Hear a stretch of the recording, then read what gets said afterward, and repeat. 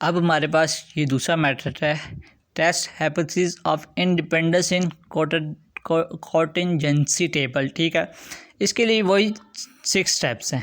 पहला H naught, 2 variable are independent, दूसरा H1 are independent, एक में इंडिपेंडेंट कह देंगे, दूसरे में कह देंगे डिपेंडेंट है।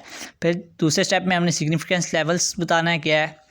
तीसरे स्टेप का ये फार्मूला है, chi square is equal to sum whole brackets small bracket F0 या naught minus FE whole bracket का स्केयर डिवाइडेड FE। और फिर हमारे पास डिग्री ऑफ फ्रीडम के लिए फार्मूला होता है C-1 R-1। ठीक है, फिर हमारे पास स्टेप नंबर 4 होता है E। अब हमारे पास ये जो E आना है, ये कैसे आना है, ये रोज़ का टोटल होगा, कॉलम्स का टोटल होगा, divide by total number of observation करेंगे। ठीक है, इन दोनों की वैल्यूज़ को ऐड करेंगे, उसका जो टोटल आएगा उससे डिवाइड करेंगे। फिर हमारे पास 5वां स्टेप है क्रिटिकल रीजन। फिर हमारे पास 6वां स्टेप है कंक्लूजन। ठीक है, और उसके बाद अक्सर क्वेश्चन में क्या देता है, कॉन्टिजेंसी फाइंड करें, तो उसका फार्मूला होता है C is equal to under root chi square divided by n plus chi का स्केयर। बस ये फार्मूला यूज़ करके हम कॉन्टिजेंसी फाइंड कर लेते हैं। ये अक्सर क्वेश्चन में कहता है, अगर वो कहेगा तो करनी है, अगर नहीं कहेगा तो यहाँ 6 स्टेप तक हमारा क्वेश्चन सॉल्व हो जाएगा। ये देखें 17.41, ये तो state the important application of thigh square statics. Important application इसकी लिखनी है थाई स्केयर स्टैटिक्स की। ठीक है, अब देखें बी पार्ट में, the following table shows the number of recurrent taking first a preliminary and second a final test in car driving using the thigh scale test to discuss whether there is an association between the result of preliminary and those of the final test। देखिए हमारे preliminary पास और fails हमारे पास 2 condition given है। ठीक है, categories में final pass fail. ठीक है, ये टोटल ये हमारे पास क्वेश्चन में गिवन है। क्या है जी, हमारे पास पास 605 है, 195 है, ये पास हुए हैं 800 हैं। ठीक है, ये फेल हुए हैं, इनके 200 है। ठीक है, इन दोनों को ऐड किया तो 740 आ गया, इन दोनों को ऐड किया तो 260 आ गया, और इसको ऐड किया तो 800, इन दोनों को ऐड किया 800, और इसको किया तो 200।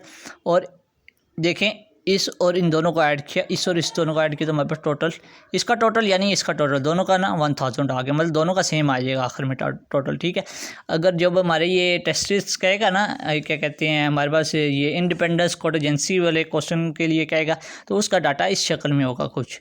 ठीक है, अब हम क्वेश्चन स्टार्ट करते हैं। क्वेश्चन स्टार्ट करने से पहले मैं आपसे गुजारिश करूंगा, अगर आपने मेरा चैनल सब्सक्राइब नहीं किया काइंडली सब्सक्राइब कर दें और दूसरों के साथ शेयर कर दें, ताकि उसको भी फ़ायदा इस चीज़ से हासिल हो सके।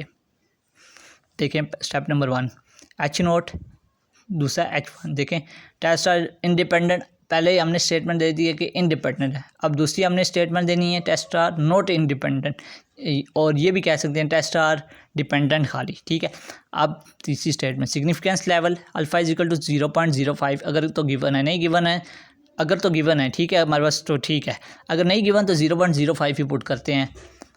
और देखें तीसरी statement test statistic formula X square is equal to double sum of bracket FOIJ minus EIJ का स्क्वायर का होल का स्क्वायर डिवाइडेड बाई EIJ। ठीक है, और डिग्री ऑफ फ्रीडम के लिए हम क्या करते हैं R-1 C-1 रो -1 कॉलम -1। ठीक है, अब हमारे स्टेप नंबर 4 देखें, हमारे पास ये टेबल गिवन है जो हमारे क्वेश्चन में गिवन है, ये हमने बना लिया। ठीक है, अब इसके बाद देखें हमने FOIJ मतलब ये 605 195 135 65 इसको तरतीब से लिख दिया। ठीक है, ये हमारे पास FOIJ का कॉलम बन गया। ठीक है, अब ये EIJ ये कैसे आता है, ये देखें 800 ज़रब 740 तक़सीम 1000। ठीक है, तो ये हमारे पास पहली वैल्यू आ जाएगी। ठीक है, इतना देखें 195 के लिए, देखें ये 195 है, इसके दूसरे के लिए अब क्या करेंगे, देखें 200, देखें ये इसका टोटल, ये देखें ना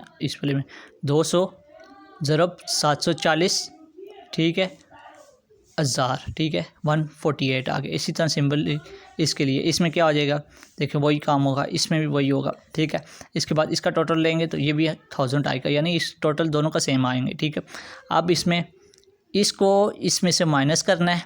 ठीक है, फिर जो आंसर आएगा उसका पहले स्क्वायर लेना है कैलकुलेटर पे। ठीक है, फिर डिवाइडेड बाय इस वैल्यू से करना है, इस वैल्यू से डिवाइड करेंगे तो हमारे पास 0.285 आ जाएगा। ठीक है, इस तरह 0.812 आ जाएगा, इस तरह 1.142 आ जाएगा, इस तरह 3.250 आ जाएगा। इस सारों का सम लेंगे थाई स्क्वायर इक्वल टू 5.489 आ जाएगा। ठीक है, फिर हमारे पास स्टेप नंबर 5 क्रिटिकल रीजन है, ठीक है, उसमें डिसीजन देना होता है। देखें उसका फार्मूला होता है chi square less than equal to chi का स्क्वायर अल्फ़ा इंटू न्यू, ठीक है। आगे जो न्यू की वैल्यू 1 है, 3 है, 2 है, जो भी हमारे डिग्री ऑफ फ्रीडम की जो न्यू की वैल्यू है वो डालेंगे, ठीक है। अब देखें chi square less than equal to chi का स्क्वायर 0.05, न्यू 1 की वैल्यू क्या है 1 इक्वल टू 3.84। अब computed a value of X square fall, क्यों, ये और ये देखें, ये वैल्यू देखें, ये वैल्यू बड़ी है, ठीक है, और ये वैल्यू देखें छोटी है। जब मैंने कहा है ना, जब छोटी आएगी तो हम एक्सेप्ट कर लेते हैं, जब इससे बड़ी वैल्यू आ जाएगी ना तो वो तो मतलब इसके अंदर फॉल कर रही है। देखें हम डिसीजन में क्या लिखेंगे, कंप्यूटेड वैल्यू है chi square fall in critical region so we rejected ignore. जब वो फॉल्स कर देगी तो वो हम रिजेक्ट कर देंगे, otherwise not rejected but accepted, ठीक है। इन स्टेप्स के ऊपर आपको मैं बताता चला जाऊँ, 17.41 से 17.50 तक सारे क्वेश्चन इजीली हल हो जाएंगे, ठीक है। और काइंडली आपसे गुजारिश है कि दूसरों को शेयर करें था जिसके पास ये नहीं नोट्स उनको भी पता चल जाए और उससे भी उनका भी फ़ायदा हो जाए।